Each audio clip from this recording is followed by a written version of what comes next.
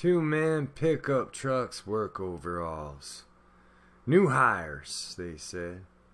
But they were professionals who knew their way around a slaughterhouse as well as anyone. They were always comfortable with the hogs I dropped off and never had to ask twice about how I wanted my meat prepared. Of course, both of them deserved the same done to them as they were doing to those poor animals. But there's no way I could have known that when we first met. Fact is, there ain't enough government-regulated slaughterhouses to accommodate the demand. It's a long, expensive process to get the USDA certified house. And I'm not going to drive 80 miles or pay their exorbitant processing costs just so I can sell my meat across state lines.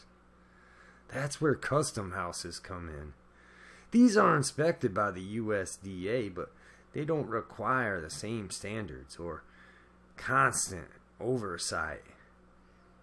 I've been taking my animals to one of these for about 4 months when John Smith, that's not his real name, that pot-bellied son of a bitch running the land next to me, caught wind of my switch.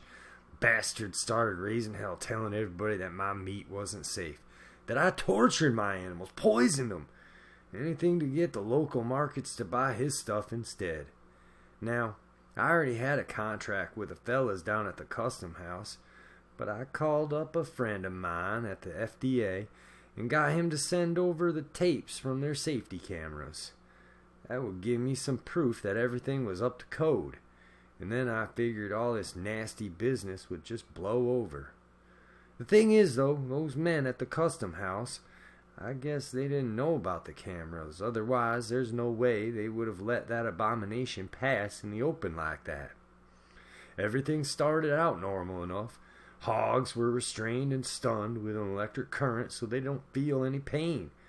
The slaughtering was quick and efficient. And then they were suspended animals by their hind legs like they ought to be done. After that, they were supposed to be bled the carcass dry. But instead, they just left them there. Job wasn't even half done. And then they were packing up their coats and keys and slapping each other on the back like the day was over. I scrubbed through the video to watch the rest of the process when they got back. They didn't come back that night. But something else did. Pale blur dashed across the camera. By the time I stopped it, the creature was in full view. Taller than a man and thinner too. Skin like a rice paper, and bulging with so many veins that it might as well been made of string. Teeth like 100 needles, and shining black eyes like a midnight prayer. One by one, the beastie was draining them hogs dry. There wasn't any sound, but I could almost hear the puncture as all those tiny teeth dug into the carcass, submerging its head so deep that I could only see the neck. Then all those veins began to swell twice, 3 times their old size, trembling and straining so hard under the thin skin that I thought it would pop. But no, it just ripped free and went on to the next animal. There wasn't much light, but where the moon snuck through the window, its head glowed with blood, almost like there were red lights stuffed underneath the pale skin. I couldn't watch long, and I sure as hell couldn't go showing this to people. Get my name associated with something like that, and I wouldn't just be out of business. I'd have torches outside my door and rocks flying through my windows. First thing the next morning, I went down to that custom house. My animals were all sliced and prepared, perfect as ever, but I told the man I was done. I didn't give a reason, just that I wasn't coming back.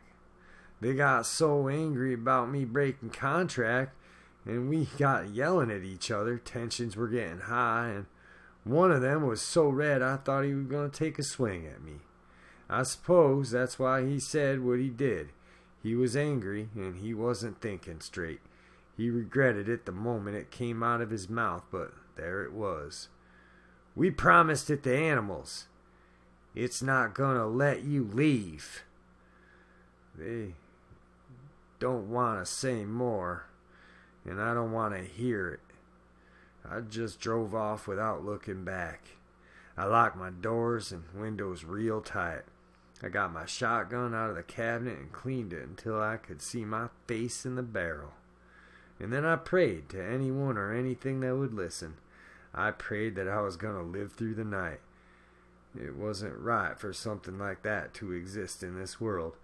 But if it did, then maybe that meant there was something watching over us too. Or maybe I'm alone right now, and I wouldn't mind never seeing the dawn again. After all, why would I want to live in a world where devils were real but angels weren't?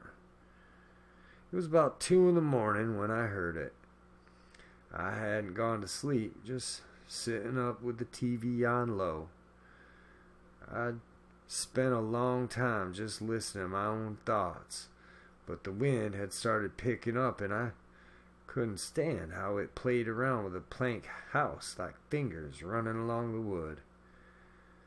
I started to nod off once or twice, but the hard handle of my gun was a constant reminder to stay alert. I don't quite know what I was expecting, but it wasn't a knock on my front door. Slow, regular, rhythmic, casual as a mailman dropping off a package. My grip tightened and I held my breath. There was a long pause and then it came again.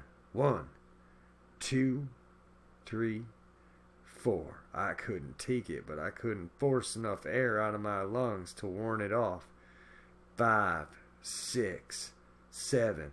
My body is shaking so bad I could barely hold the gun up. The knocking stopped.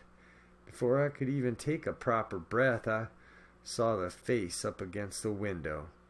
100 needle teeth smiling at me from the darkness. I took my shot.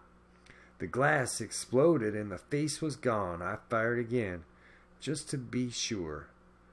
No sound but the tinkling of the broken glass and the ringing echo in my ears. Then the screaming started up. If you ever heard a pig scream in the middle of the night, then you know it's like a banshee being dragged down to hell. And knowing what was out there, what it was doing to him, what it could have done to me, that made it all 1,000 times worse. I couldn't force myself to leave the house. I just sat there and listened to the chaos of the night. Distance of the suffering animals struck something so deep in me that made me hate being human. I hated caring, feeling, hated my capacity to imagine what was going on out there. I wish I coulda just turned it all off and become a mindless animal, or even further into oblivion past the point of this waking nightmare, into a sleep so deep that I didn't care if I ever woke up. I hated myself for being too afraid to open that door, and kept on hating myself as the screams cut short one by one until there was nothing left but the wind like fingers probing their way in. I hated myself straight into the first tint of dreary daylight splashing through my broken window. 9 full-grown hogs and 5 little ones all gone. And me, the one who should have been the first to go. I'm still here. The custom house was closed down and I haven't a clue what happened to those 2 working there. I'm not getting any more animals though, because I know I can't live through hearing those screams again. I don't know what the creature is eating, but I figure the carnage from that night is gonna last him a while. Maybe he's moved on and that will be the last I see of him. But I hope not. If there isn't anyone protecting us from on high, then it's just us down here who've got to protect each other. John Smith and I never got along, but next to that thing, I'm ready to call him my brother. And I may not be an angel, but as long as I've got my gun, I can still kill the devil next time I see him. So now, I'm just waiting until the night I look out the window and see all those needle teeth smiling down at me. Won't it be surprised to see me smiling right back?